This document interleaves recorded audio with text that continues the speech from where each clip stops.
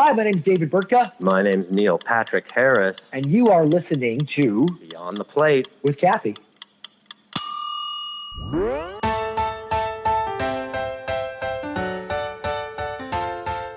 I think it's important to not just write checks and show up at dinners, but to actually know what you're caring about and why.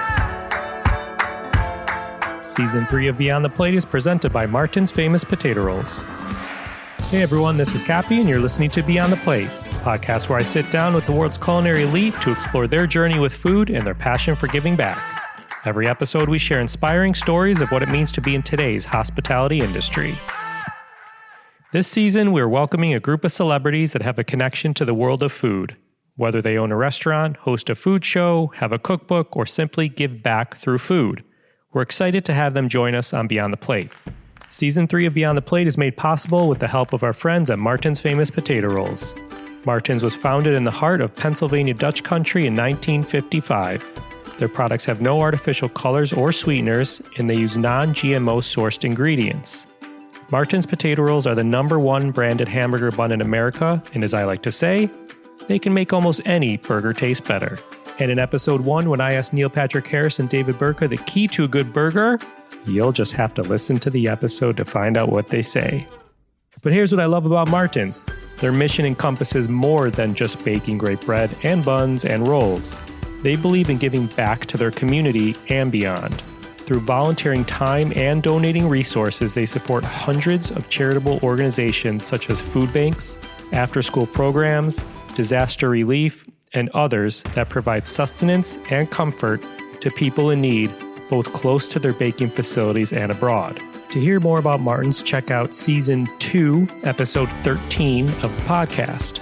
And side note, a big round of applause to President of Martin's Famous Potato Rolls, Jim Martin, because just this past year, Jim was recognized as the 2018 Business Person of the Year by the Greater Chambersburg Chamber of Commerce. This award is given annually by the Chamber to recognize one leader in the community for their business experience, exceptional accomplishments, community involvement, and contribution to the economic growth and development of the area. To learn more about Martin's, please visit their website at potatorolls.com or follow them on social media at Potato Rolls. Martin's, we thank you. All right, back to it. For this episode, we sat with Neil Patrick Harris and his husband, Chef David Burtka. All right, before I get going, I want to say I had such a blast talking to Neil and David for this episode. They're two of the nicest guys I've ever spoke with. They're super kind, and it's really never easy to line up schedules for two people of this nature. So big thank you to them both. We hear some really funny stories in this episode. Guilty pleasure foods from Neil Patrick Harris. We hear about Elton John playing at their wedding. And we hear about some big plans for the Burger Bash. Yep, they are this year's hosts of the Burger Bash at the 18th Annual Food Network and Cooking Channel South Beach Wine and Food Festival, which is held later this month on Friday, February 22nd. Really quick sidebar about the festival. All proceeds from this festival help educate the future leaders of the hospitality industry by benefiting the Chaplin School of Hospitality and Tourism Management at Florida International University. I am an alumni of that school, and it's a fantastic school, so I'm happy to give it some love. This year's Burger Bash, there's about 40 chefs will be competing. I think that's the most they've ever had, including the Heineken Light People's Choice Award and the first ever Best Supporting Side Dish Award, chosen by David and Neil. The whole festival takes place from February 20th to the 24th, and tickets are on sale now. So go to sobewff.org. That's SOBEWFF.org. Okie dokie. Formal bios for you. Neil Patrick Harris is a 5-time Emmy Award winner for his role as host of the 63rd, 65th, 66th, and 67th Annual Tony Awards and his guest starring role on Glee. He also served as host and producer of the 61st and 65th Primetime Emmy Awards. He served as the host of the 87th Annual Academy Awards in 2015. He was named one of the 2008 Entertainers of the Year by Entertainment Weekly and was included on Time Magazine's 2010 Time 100 list, an annual list of the world's leading thinkers, leaders, artists, and heroes. He's been in some amazing TV shows and Broadway shows, and if that weren't enough, he's done some incredible voiceover work as well. Alrighty, David Burtka, he's a chef, caterer, award-winning actor who will soon release his first cookbook, Life is a Party. This book is a spin-off from his Food Network special, Life's a Party with David Burtka. The book will showcase his expertise in preparing delicious recipes and celebrating a variety of occasions with guests.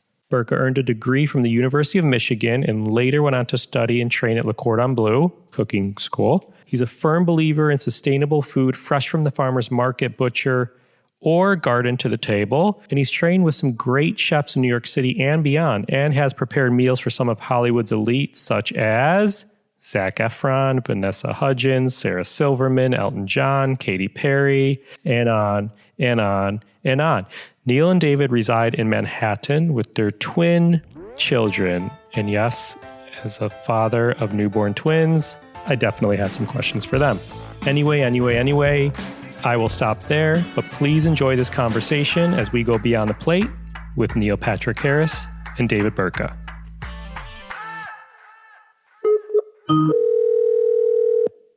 Hello? David, Hello. how are you? Good. Let me get Neil. Excellent. All right. Thank you. Hello. Hi, guys. And hi. I'm extremely excited to talk to you both because I know the love of food and the love of social impact and giving back, which a lot of what we're recording this podcast for is about. But full disclosure, first and foremost, I have newborn twins at home. Oh my God. Get out. Wow. Yes. How old? They're 4.5 Boys, girls? months. One of each. Holy moly. Wow. You're in for it, man. I know. So if you hear a nanny singing Frozen in the background or something, she's just trying to keep them quiet. So Been there. Yeah, I'm sure. So are your twins good eaters? They're incredibly good eaters. Really? Ridiculously good eaters. Yeah. I love it. They eat everything. I mean, David, let me crow about you, honey. David has went out of his way when the kids were born. They were born in a town called Paradise, California, which recently was part of the fire that happened. The hotel that they were born in is actually no more. Oh. But we brought them to Sherman Oaks, California, where we were living, and you care most about their health and well-being. And since we lived in Southern California and there were farmers markets on every weekend in various places, David understandably took it upon himself to not just go get canned baby food from Costco, but to make food for them that was testing their palates in a way that was okay for newborns, but that was still fresh and filled with vitamins and nutrients. And so, and David, when I'm done pontificating, can talk about a book that helped him, with the ideology behind it. But because of that, I think our kids always had a depth of flavor to their palates. They knew what curry tasted like. They knew what spice was. They knew what delicious, fresh sushi protein felt like on their tongue, in their mouth, in their body. And so because of that, they love all kinds of shellfish, oysters, lobster, salmon roe, sushi, tuna. I mean, it's really their favorite foods. And it's only the times when their friends decide they're going to be vegetarians, and then our kid says, Harper will say, I think I'm going to be a vegetarian, that we quietly clutch our pearls, and then we say, okay, if that's what you choose to do, by all means. And then after about 2 days, she'll say, I really miss meat. So we're glad to have her back. I love this. I'm taking notes for sure. So when you guys are eating, who calls the shots?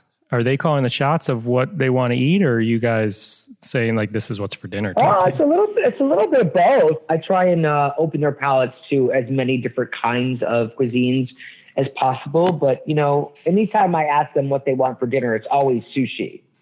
Always sushi. And that gets a little expensive, unfortunately. Sure. but I try to make it be with proteins, fish one day, poultry one day, meat one day. So we're all sort of, it's not all the same all the time. I love this. But I go for a wide variety of eating as much color and cuisine and different kinds of food as possible.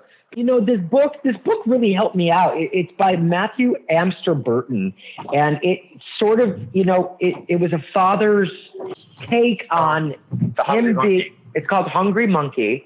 And it was a book he wrote about his journey when his daughter was born, having that fear that all she's going to want to eat was chicken nuggets and grilled cheeses. Yeah. And he does a lot of research on what makes picky eaters and how to train your kids to eat well. And it really came down to not being afraid to give these bold flavors to kids at young ages. Pair these vegetables with different kinds of spices, apples with cinnamon, carrots with curry, peas with mint, all these kinds of herbs and spices that kids don't necessarily, when they start eating regular solid foods, they're not used to. Yeah. And I think that's the key to getting kids to eat better, wider, more variety. I think the kids eat bland foods these days because they're being trained to eat bland foods. Yeah, absolutely. So then as soon as they taste a chicken McNugget, then that's all they want. That's right. Yeah. David, is there a bite or a meal that you remember, I guess as Oprah would say, like an aha moment for you where you were like, whoa, whether you were 5 or 15, that changed your relationship with food? There wasn't any changing of relationship. I mean, my parents, we ate one meal and there was no placating. And I think that's a big thing that parents do these days. They placate to their kids and they make another meal for their children. There was none of that growing up. We ate what was on the table. Ate. There was no other, she would get the food that she was eating and grind it up and mash it up into baby. And so I could eat it, and that was it. Yeah. I mean, there was no aha moment. We always had a big value to food in our family, and there was always centered around food and drink and party atmosphere. That was a really important thing in our family. We all lived within about 45 minutes away from each other, so we had a party every single weekend, and we saw my cousins and aunts and uncles at least once a week. Yeah. And Neil, you grew up in New Mexico. Hey, David, I have a follow-up question. Bring it. I'm very curious about this too.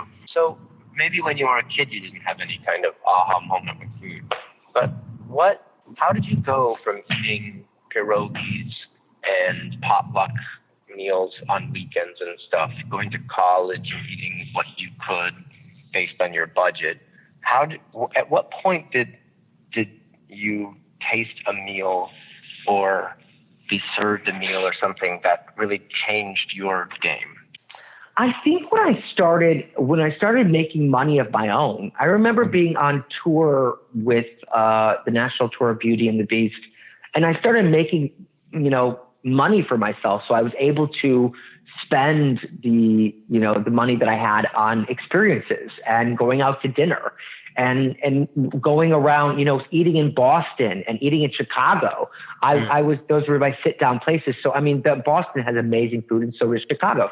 So I was able to try these great restaurants. And I think that's what opened my mind to, oh, wow, there's more to life than just, going to Denny's for dinner. I mean, that was, it really opened my mind to what fine dining could be. And then once I got back to New York after the tour and having money with making commercials and being able to support myself with the money that I was making as an actor, I ended up realizing that the playground of New York dining is beyond. Like I was able to go down to Chinatown and going over to going to Brooklyn and having all of the really great Jewish food and being able to feed my palate with all the different kinds of amazing. I lived in the Lower East Side and I used to frequent 6th Street for Indian food every single week. So it was a playground for me to sort of open my brain and my mind and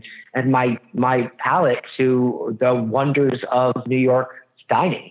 That's cool. Do you guys have a favorite spot? I mean, I'm sure there's 1,000, but a favorite spot in New York, like your current go-to? You need to go a little more specific on that, because I mean, I could give you a favorite spot for pizza, for Italian, for I can give Chinese, you two. Japanese, for I can give you two. I'll take my two. My favorite go-to spot for small plates right now, I think, is obviously Gatto, which is not super new, but I just think dish for dish, everything that arrives is just delicious and well seasoned and well proportioned and always a hit. So you can just, that's the meal that David and I go to where we never order. Yeah. We just say, bring us out stuff. Yeah. It's good with a good group of people. Yeah.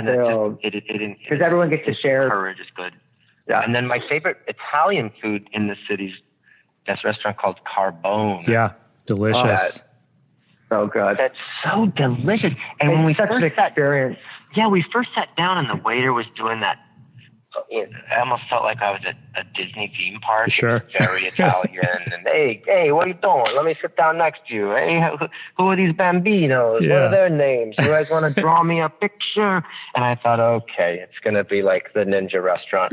And instead, the food was just dish for dish. Yep. So good. The garlic bread is sickening, and the bolognese is rad, and the best thing, Parmesan was fantastic. All of it. Well, the best thing about that is that it's an Italian restaurant without any true authentic Italian dishes. It's all American Italian dishes. So there is not one single authentic Italian dish on that menu. It's all Americanized version steak Diane's and oysters Rockefeller and the Parmesans and they do it with such pride. Yeah. For sure. It's coming out into the 1940s of that sort of, American Italian rat packy sort of world. It's an experience. And if you can get a table, if you're lucky enough to get a reservation, seriously, then you'll have a fantastic By the way, David, meal. Spoken like a true food professional. When someone asks my favorite place in New York, I'm like, all right, give me an area, type of cuisine. Like, what do you want here? So I just did what my pet peeve is. But Neil, thank you for jumping in and answering it. I just like to eat. But Neil, you grew up in New Mexico and your parents ran a restaurant. Did you work in it at all? I didn't.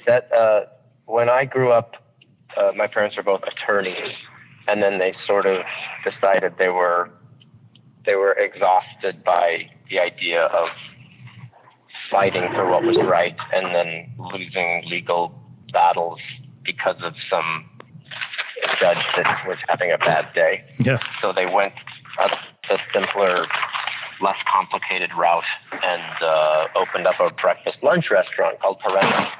Sorry. I worked in restaurants when I was younger. I worked in a Schlotsky sandwich shop at a place called Incredible with 2 M's. And so I saw how a lot of stuff was done and made, but it took my husband to expand my palate. I'm a creature of habit, so when I find a dish that I like at a restaurant, it's not that I'm afraid of ordering anything different. It's just that I tend to eat for sustenance and less for enjoyment. At least I did before I met David, and that sort of changed the game. Yeah. Is there a dish that David cooks for you, like a repeat dish that you ask him to cook for you? David's bolognese is off the chains. He makes big batches of it and then freezes it so you can have it often. His way around a ribeye steak is pretty spectacular. He knows exactly how to cook it, and we tend to use Patla Frida's meat, which is just delicious, and then he'll add a balsamic glaze or something on top of it, and you could pretty much just eat every morsel of that fat bone. So do you know your way around the kitchen at all, Neil? Is there a specialty that you whip up for David here and there? No. I get to perform in a lot of different ways in my day, and I get the spotlight is shown on me with regularity, and I don't have anything to prove in the kitchen. David's innately very gifted at time management, at knowing when things are effective and delicious. And I'm just starting to dabble with the Instant Pot, because I feel like I could take a night a week and make something that's crock potty delicious. Yeah. But I've only made basmati rice once, and I kind of screwed it up. So no, you didn't. It was great. It was great. It took me a minute. So, David, you have done plenty of acting, but when did you get that itch for the culinary world? Like, it sort of fell into my lap. You know, I was acting, and I was living in New York and LA, and I wasn't really having the best time of it. Living in LA, it's hard. As an actor in New York, you tend to work a lot more with workshops and showcases, and you get to do readings. And, you know, if you're doing a show, you're doing a show every day, 8 shows a week, you know? So in LA, you're lucky to get a guest spot here and there. And there's a lot of in-between time. So I was having a hard time at it. And my mom ended up going into the hospital and having to get leukemia. She got leukemia, so she was getting chemo, and she ended up dying within 20 days of her admittance to the hospital. I'm sorry about that. I just thought, oh my God, this was about 11 years ago. And I just thought to myself, I can't be living in LA and being rejected by casting directors and having to mourn the loss of my mom and being depressed at that. I need to take a full turn and do something completely different. So what did I always like to do? What is another sort of skill that I like that makes me happy? There was cooking. And whenever I got sad or stressed or upset, I would make a homemade stock from scratch, or, you know, homemade brownies, or cook dinner for all my friends. And that was something that really brought me a lot of joy. So I thought, you know what, I'm going to go to culinary school, and who knows what's going to happen with it. I'll always have that skill for cooking for my family, because I know that I'll have a family down the line. And I admitted into Le Cordon Bleu and took 3 years to complete. And what's so strange is that we found out when my mom died, she left me some amount of money in her will that my dad didn't know about. And the exact sum that she saved for me, that she left for me, was the exact sum of what culinary school cost. Ah, I got the chills. It was strange. Wow. It was strange. It was this weird thing from the heavens, from a kismet sort of situation that it just had to be. So after I graduated, I thought, you know, who knows what's going to happen? And I ended up doing an internship with Mario Batali at Babbo, and things started just falling down from the sky for me. I got to work with Kat Cora, and got to work with Thomas Keller, and of course Mario, and I opened up a catering company in Los Angeles, and, you know, I did the big Hollywood parties for a lot of celebrities. A great name, by the way, of the catering company you had. Well, my partner in the catering company her name was Molly, so M&D, so Gourmet MD, and our symbol was a fork and a spoon wrapped around knives, so it looked like a medical staff. So it sort of just came to be, and when I got to New York, I thought, okay, well, I'm going to get back into a Broadway show. Within a month, I got into a Broadway show and realized I can't be in a Broadway show. I've got kids, and I'm missing all of this. So I started cooking more and more again, and started working on a book. So that's what brings me to now. Got it. And I want to talk about that in 2 seconds. But switching gears briefly to the Food Network and Cooking Channel, South Beach Wine and Food Festival. To be very honest and sincere, I'm a Florida International University alumni. I went to school there. They're one of the hosts of that event. So I truly want to thank you on behalf of all the student volunteers, which is how I started and how I met Rachel Ray. Cool. And there's been thousands of volunteers. So thank you for what you all are doing for the festival, because it's raised over $28 million for the school. It's an incredible thing. But fantastic. So Neil, you've hosted the Tonys 4 times, the Emmys, the Academy Awards, but arguably one would say that You both have one of the biggest hosting duties in all of the land coming up. Like huge, daunting host of the South Beach Wine and Food Festival Burger Bash. I mean, come on, like the pre-production, the training, the run-throughs. How in God's name do you prepare for something of this magnitude? How's that for build up? I will say that that hosting the Burger Bash will be much more masochistic than hosting the Oscars. David and I have had the great pleasure, I say, with an up inflection, like it's a question, of being judges of the New York's Burger Bash that Madam Rachel Ray was the host of. And we would wake up. I mean, we'd have day, night sweats, feet sweats. We each had to eat 7 or 8 burgers and judge them and pretend like our palates were fresh every time and get shouted at by chefs. And now, I don't know why, we're extending that to the point where we're literally now are having to go host and have, we have to eat every burger. Yeah. We have to taste we have to eat 40 burgers. It's insane. 50 this year. Is it really? So I don't know what's going to happen. I mean, if I throw up, that seems appropriate. That's disrespectful. If I spit out, that's unacceptable. So, Rachel said, I just did Rachel's show a couple, last week actually. Yeah. And she said, you know what? It's not as bad because you guys, you can do 25 and 25. You guys can split it, you split it up. Yeah. Well, how do you do it, Rachel? I'm here. She just takes a little bite.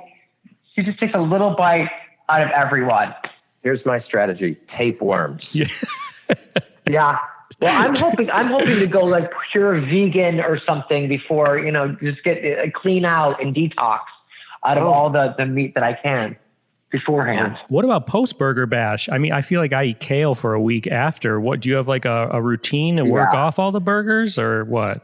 I'm just gonna lay out on the beach in like a small revealing short bikini.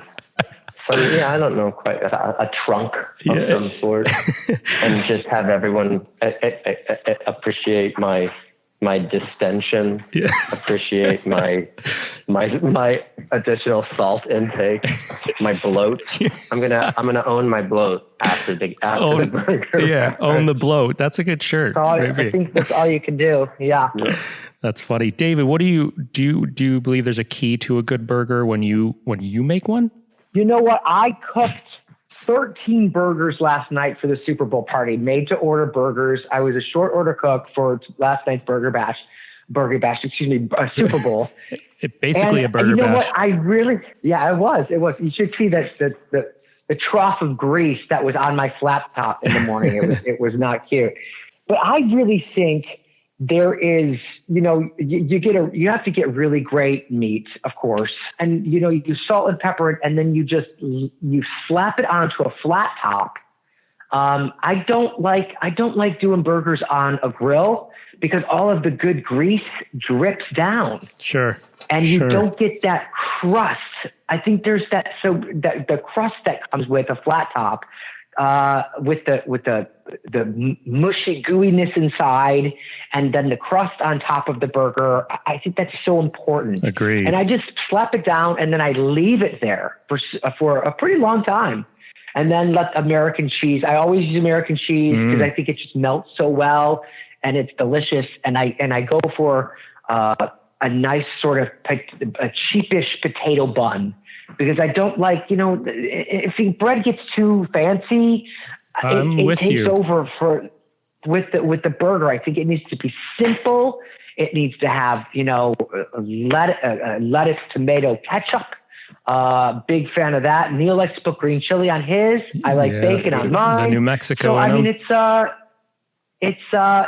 and just regular cheeseburger is good too. I mean, I think it's just simple. I think when we judge the Burger Bash, when people are coming in with, kimchi on the burger, or it's a barbecue sauce with an onion ring, it makes it more difficult. Just make it simple. I'm with you. No one needs rye bread on a burger as the bun. No one needs that. I mean, every once in a while, a patty melt is good, but this is a burger bash. You're doing a burger. Yeah. It's not the best we patty need a melt, tempura, gold-flecked caviar burger or something like that. No. So, David, you have a book coming out. Life is a Party, deliciously doable recipes to make every day a celebration. I want to know what makes someone the life of a party. Very good question. So what makes someone the life of a party? I would say someone who doesn't take it for granted, take the little moments of life for granted and keep and enjoy and celebrate life for what it is. I mean, I think that's what my book's about, is taking everyday sort of occasions and making them special, and really enjoying the people around you and enjoying what you have, and being able to work together and delegate things with people, and being able to celebrate the little things, not just the big, Christmas and Easter and Halloween holidays. Sure. Can I chime in? Yeah. I think that what makes the definition of a party is inclusion. I think if people come to an event and only one single person handles everything, then those people just feel passive.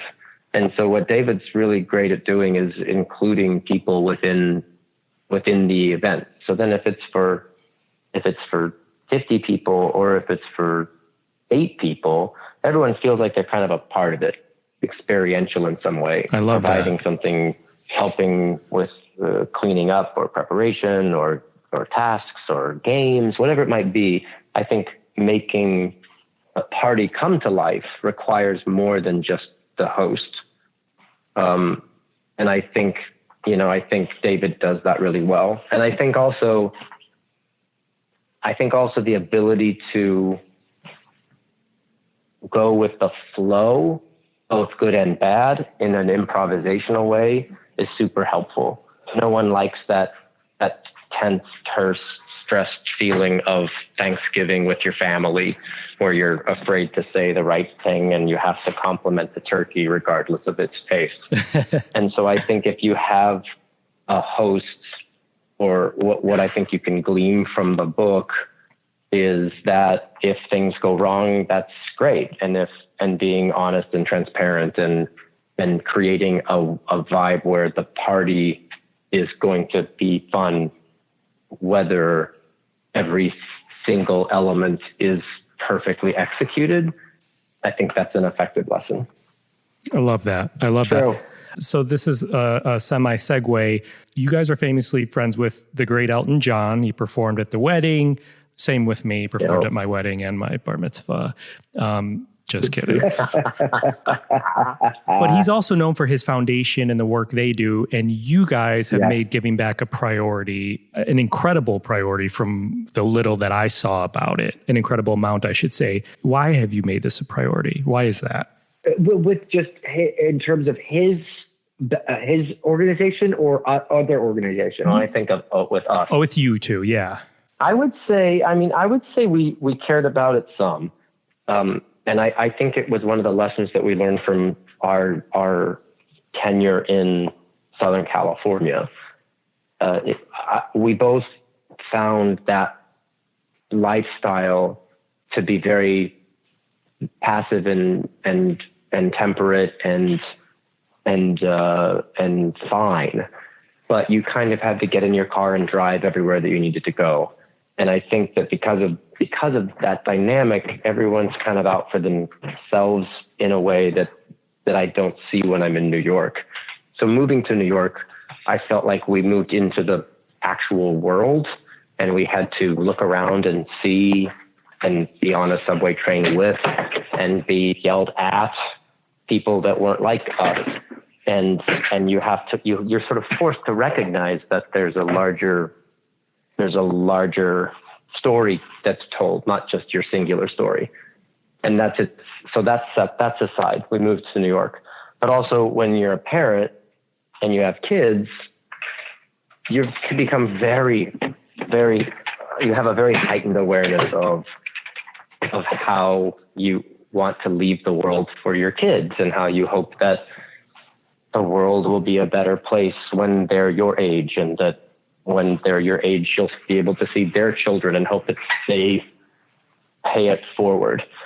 And so I just think as we age and as we get a bigger, larger sense of community because we live in an actual community, then I think it only makes sense to represent to our kids and to ourselves in a way that isn't just imbibing, isn't just eating foods that we like, but is also is creating things that other people can benefit from, whether financially or artistically or culinarily. I love it. Very well said. Do you teach your kids about giving back yet? I tend to take the kids, Neil and I both. It's been really important for us to show them that there are ways to give back, and even they're doing it on their own, great. Which is so great. We do a lot of stuff with God's Love We Deliver. So we deliver food to the projects up here in Harlem where we live. And we also go down to the food bank and we help out with the pantry there, or we serve food to people who can't afford a meal. Also, they made a bunch of rainbow loom bracelets yesterday, and part of their proceeds that they made from all the money they made from our friends, they were giving to the New York Kennel Association. Amazing. Yeah, our kids are super fortunate, and in that conversation, you just want to. David and I want to make sure that our kids have some sort of perspective. We brag about how awesome it is that their favorite cuisine is Japanese food, and that they love sushi more than anything. That's a nice situation. I think Sure. They also in that same conversation need to be made aware that there are some people that don't have the opportunity to even get to a restaurant to sit at a sushi bar. Yeah. And so New York is a really awesome place to be able to show them that. It's quite evident everywhere. Thank you all. Thank you both for sharing all of that. I appreciate it. But you've given your time or money or voice to a lot of organizations that I counted. How do you choose, and why do you choose the ones? How do you choose the ones that matter to you? I look at what table they're going to sit us at the gala benefit, and if it's center front. You're like, I'll give it my all. I had that direction. You're like, table 43 in the back? Nah, no thanks. Nope. Sorry. Nope. Pass. Nope. Can't give anything to that. I really feel like a lot of these things have sort of found us. I don't think we've searched out for necessarily the things that we really wanted to give to. I think that we became good friends with Elton, and that was a no-brainer to give to his world. Also, God's Love We Deliver. I've gotten in the food bank world because of Lee Schrager. I think they might have even reached out to us, and we just started working with them. We really loved the work they were doing, and because we are a couple that don't feel like we have a very important cause that we need to bring awareness to, that we need to bring to the forefront. At least we don't yet. And I think that's a good thing. We haven't, had traumatic experiences that deem it necessary for us to focus on a singular thing. But through that, then we're kind of available to look into the authenticity of an organization and see what they actually do versus what they say they do. And we don't really have a singular thing that we need, a singular voice that we need to have heard. So we're in a unique capacity to be able to sort of vet things that we think are interesting and find out where the money's going. And so when you look at Elton John AIDS Foundation that David and Elton do so masterfully, they're very boastful about the money that goes directly to the causes. When you look at God's Love We Deliver, we've prepared meals. Our kids have prepared meals, and we've served those meals, and you meet the people. So I think it's important to not just write checks and show up at dinners, but to actually know what you're caring about and why. Yeah, very well put. Very well put. Thank you. I'm going to lighten it up really quick. I'm going to do a quick speed round and then close it out with a question for you both. Oh, boy. Okay. All righty. Number one is for Neil. What did you have for dinner last night? Oh, last night. Okay, I had a green chili cheeseburger with American cheese and Hatch green chili, tomato, lettuce, ketchup, and mayo. Then, and I also had tortilla chips with chili con queso all over it and homemade guacamole and a side of crudité with the green goddess dip. And then second round, I had a hot dog, a pala frita hot dog with cheese and ketchup and green chili. I don't recommend the ketchup with the green chili. It kind of cut that out. And then for dessert, I had a sugar cookie in the shape of Tom Brady's jersey. Speed round, go. Amazing. David, name a smell in the kitchen you love. Stock simmering. Neil, name a smell in the kitchen you hate. Steamed broccoli. David, what's your favorite food show on TV? Chef's Table. Neil, what's your food guilty pleasure? Reese's peanut butter cups. I can't go a day or night without. I'm not joking. It's a real problem. Really? Without eating. I think I'm honestly saying a mean number of 6.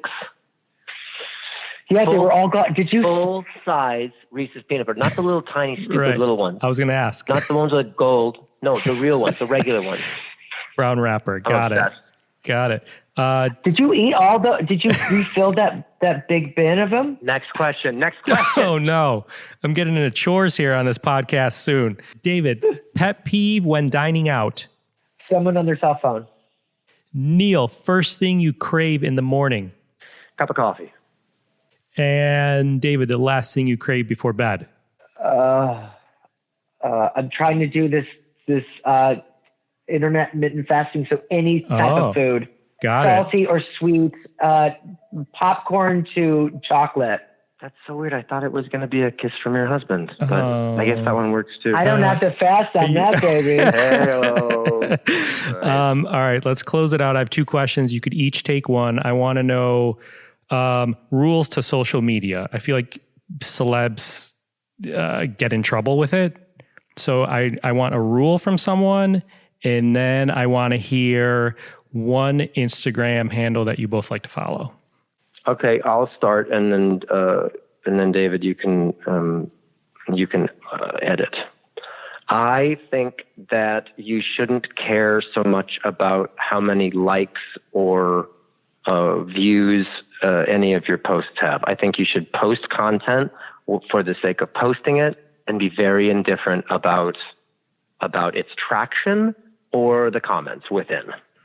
It provides a purity, because too many people, including our children, who started an Instagram account called Gidgetgrams, of pictures of our dog, literally take pictures for an hour, put up the picture, and then walk around for the next hour saying, "Can you believe it?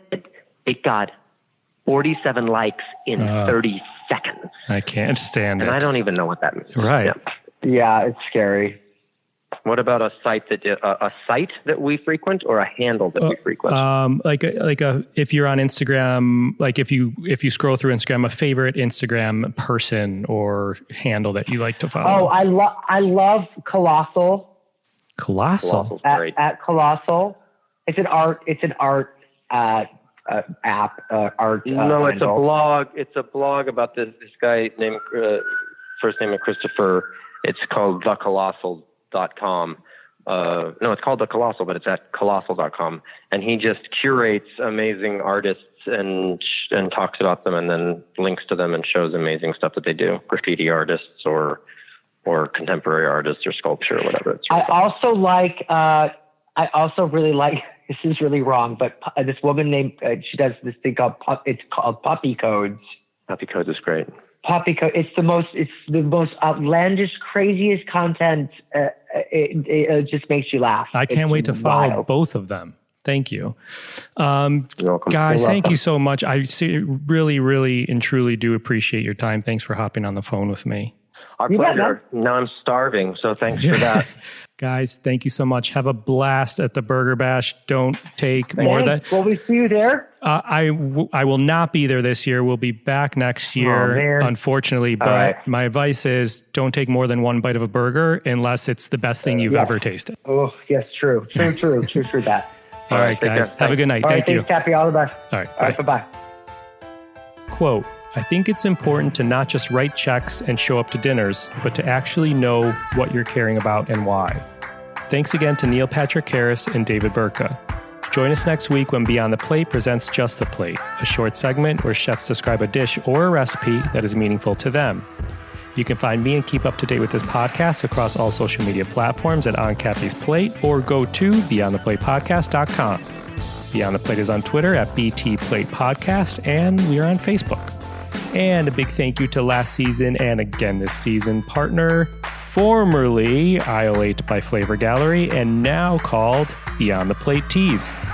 They supply all of our signature hats and t-shirts to our Beyond the Plate guests. And after teasing this throughout season 2, it's now available to all of you. Check out beyondtheplatepodcast.com and click on Apparel to get yours. This episode was produced by myself along with Ian Cohen, Joel Yeaton, and Sean Petrosian. Big thank you to Andrew Glatt, and our music has been composed by Goldford. Find him at iGoldford. As always, a special shout out to my wife Katie. Please rate, review, and or subscribe to this podcast on your listening site of choice. Thank you for listening to Beyond the Plate. I'm Cappy, and remember, there are never too many cooks in the kitchen.